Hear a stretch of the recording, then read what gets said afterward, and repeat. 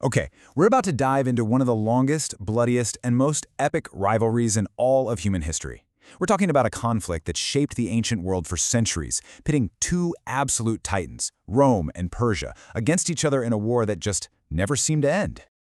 I mean, just think about that number, 700 years.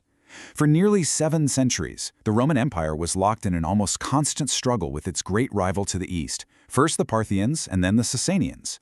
This wasn't just a single war, not by a long shot. It was more like an eternal feud. And that brings us to this really fascinating puzzle. You have Rome, right? The unstoppable military machine that conquered pretty much the entire known world. So why couldn't they ever land a knockout blow on Persia? Alexander the Great did it centuries earlier. So what was the problem for guys like Crassus or Mark Antony or even the legendary Emperor Trajan? Well, the answer is a lot weirder and a lot cooler than you might think.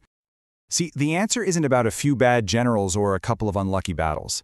No, the truth is way more fundamental than that. It gets to the very core of what power even meant in the ancient world. And while the history books are filled with all these famous names and incredible, brutal battles like Carrhae and Ctesiphon, the real reason this war was unwinnable, well, it has less to do with the soldiers and everything to do with something we totally take for granted today, the simple idea of a border. To really get our heads around this, we have to do something first.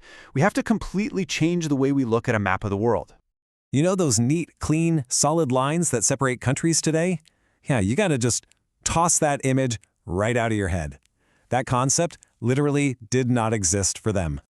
The Romans didn't have borders in our sense. They had something called limites. And this wasn't a wall or a fence or a line in the sand. Think of it more like a fuzzy, blurry zone. It was this dynamic area where Roman power just kind of faded out instead of stopping dead. It was a place where cultures mixed and goods were traded, less of a line, more of a gradient. And this isn't just some abstract academic idea. You can actually see it in the writings of ancient historians like Procopius. He talks about everyday people, farmers and workers, who would just go back and forth between Roman and Sasanian territory like it was no big deal. This wasn't some heavily fortified no-man's land. It was a living, breathing region where life just happened.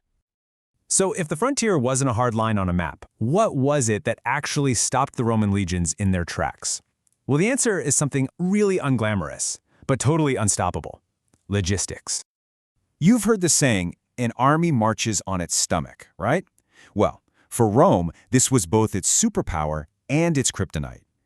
Rome was, at its heart, a maritime empire. Moving stuff by water, on the Mediterranean or up and down big rivers, was fast, cheap, and you could move a ton of stuff.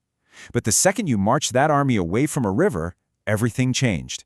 Suddenly, your supply lines got slow, ridiculously expensive, and super easy for the enemy to attack. A historian named C.R. Whitaker came up with the perfect term for this: the periphery. It's basically the invisible boundary where an empire's power just runs out of gas. It's not about where your soldiers can fight. It's about where you can sustain them. It's an economic wall, not a physical one. And if you push past it, your whole operation is going to collapse. And there is no better real-world test of this whole theory than one of the boldest Roman invasions ever, the Emperor Trajan's war with Persia. So Emperor Trajan decides to go all in. He pushes his legions deeper into Persia than any Roman had ever gone before. And he does it. He actually captures the capital city, Ctesiphon. I mean, on paper, this looks like a total game-over victory. But almost the second he gets there, the whole thing starts to fall apart. Revolts just erupt everywhere behind him. The victory was basically a mirage. And why? Well, Trajan wasn't defeated on the battlefield. He was defeated by meth. By pushing so deep, so far from the rivers, he had stretched his supply lines way beyond that invisible logistical periphery. It was just too expensive and too difficult to hold the territory he just won. The conquest was completely unsustainable. And listen, it wasn't just Rome feeling the strain. For the Parthians, launching one big campaign against the Romans could cost a mind-boggling 125% of their entire annual income. This kind of war was just ruinously expensive for everybody, which meant neither side really wanted to push things too far for too long. So that raises a really interesting question, doesn't it? Rome's economy was way, way bigger than Persia's. I mean, it wasn't even close. So why couldn't they just outspend them and grind them into dust?